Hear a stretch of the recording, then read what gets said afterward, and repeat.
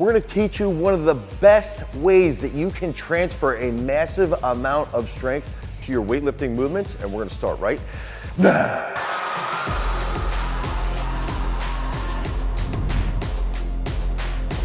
In the sport of weightlifting, we understand there's a massive amount of technique that goes into the actual lifts. If we're gonna execute a snatch, or a clean, or a jerk, we have to have technical prowess. We have to understand what that technical model is going to be. We also need to have a massive amount of strength. Now, herein lies one of the major issues, is that a lot of individuals will increase their strength. They will get extraordinarily strong, but then they struggle to implement that strength into technical positions at high speeds. And we're gonna go into discussing using the strength that you can gain from heavy pulls and transferring that into the actual technical movement. So the first key discussion has to be, what are we even talking about? Are we talking about squats? Are we talking about presses? Or are we talking about pulls? And identifying that strength exercise is going to be using heavy freaking pulls. And what does that mean?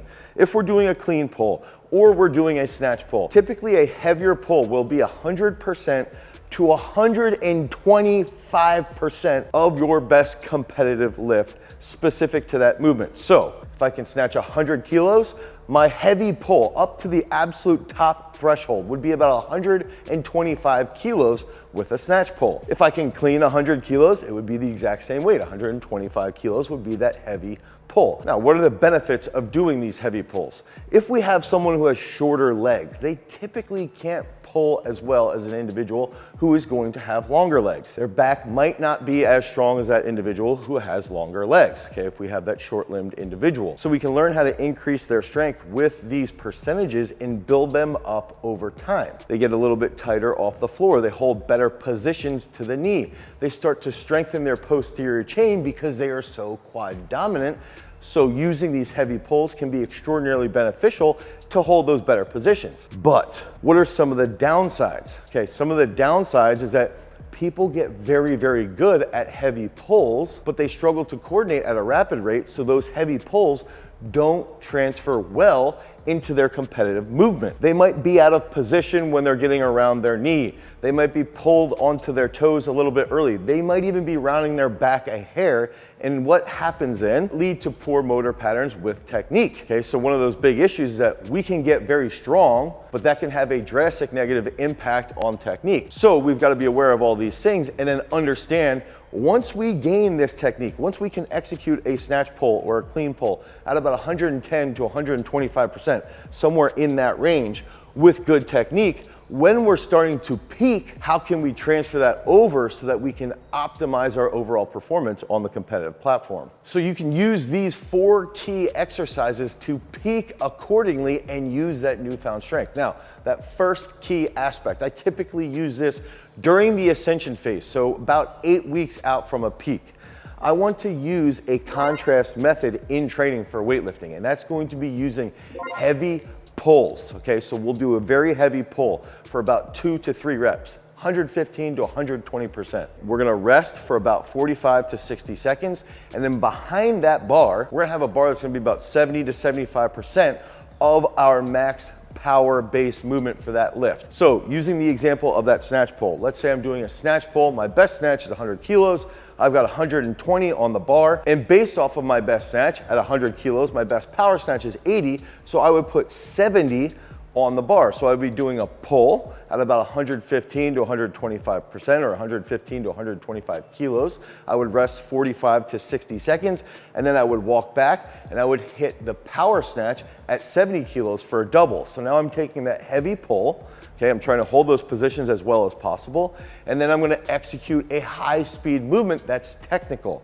Okay, so that's one of the best ways to train your nervous system to take that strength and then utilize it at high speeds so that you can improve your technique as well as your strength at the exact same time. The second key factor, this is gonna be something that I would do during the comprehension phase, so about 12 weeks out from a big peak. This would be done on a day where we're gonna have a little bit more lighter variations, okay? So let's say day 1 and day 2, you lift heavy competitively, you lift heavy then on day 2 with heavy variations, and you're doing some heavier squat movements or heavier pull movements on day 1 and day 2. Day 3 would be a little bit lighter. We need to give our body a little bit more of a break, and we can use a movement like a high pull into a snatch to take those patterns, transfer that strength into a technical movement, and then that in turn is gonna help you lead to better performance on the competitive platform. So we're gonna take a snatch high pull, lower that slowly, and then lead into another full movement. So this is more of a complex exercise, but you're still taking the strength that you've gained from those heavy pulls and then coordinating that with the actual technical movement. And you could do a rep scheme of 5 sets of 2 high pulls and then 1 snatch, or 5 sets of 3 high pulls and 1 snatch, depending upon where your weakness is. Is it in your upper back? Is it below the knee? Try to figure out all of those issues and then use this, play around with that rep scheme to lead to better performance. This next one is gonna require some type of tool. So you're gonna need some type of tendo unit or anything along those lines that can measure bar speed, okay? And so what I like to do is if we push heavy pulls, let's say a snatch pull at 120 kilos, using our theoretical 100K max. If we're doing a 120 kilo pull or 125 kilo pull, we can see that that strength is going to increase. And if we have a tendo unit attached, we're gonna see that that pull is gonna move pretty slowly. However, as we're getting through the ascension phase and the summit phase, one thing that you can do is start to bring that pull back down. You get it closer to your competitive weight. So instead of being at 125 kilos, now you're down at 105 or 110 kilos, and you have it attached to a tendo unit. One thing that you can do here is understand that most of your big snatches are gonna move at about 1.8 to 2 meters per second, depending upon the lifter. Sometimes it might be a little bit slower, sometimes it might be a little bit faster, but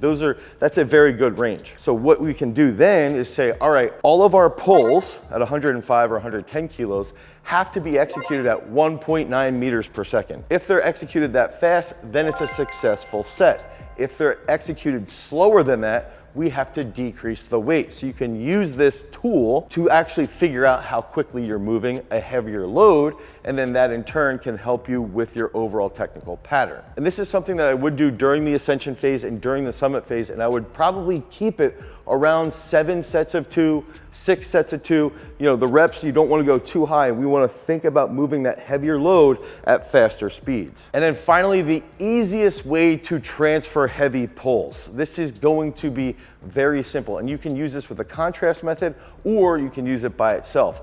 I would do this from the ascension phase into the summit phase into the realization phase. So you can make this into some type of progression. But if we take something simple like establishing a target, okay, so if we're doing a snatch pull, we would pull to a target right around our sternum.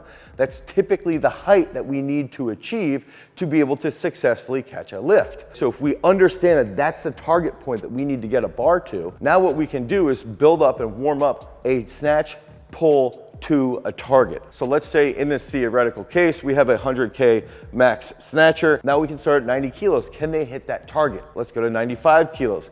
Can they hit that target? Yes. Okay, let's go to 100 kilos. Can they still hit the target? Yes. All right, let's go to 105. Can they still hit the target? Barely. Now we can say at 105 kilos, we want that speed to emulate what we're gonna be doing out on the platform. We want that big finish on the high pull, which will lead to that strong turnover to mimic exactly what we're doing. And then over time, if you're able to hit that 105 to 107% at high speeds, at that target, that's at sternum height, now you start to believe as an athlete, okay, I can actually catch this snatch. I can actually lead to a PR. I've got the good strength, okay, so we can do really heavy pulls off the floor during the exposure phase, during the comprehension phase, and then we can start to use during the ascension phase, this pull to a target. And sometimes the contrast method that we would use would be a heavy pull, then followed by pull to a target. And then once we get into the summit phase, we're just doing that pull to a target, 5 sets of 2, 6 sets of 2, lead into that monster peak, and that's gonna help you hit monster PRs out on the platform. So if you guys need help with your programming, head over to garagestrength.com. You can pick up a snatch improvement program or any other weightlifting specific program that's gonna help you hit those big lifts. Until next time, peace.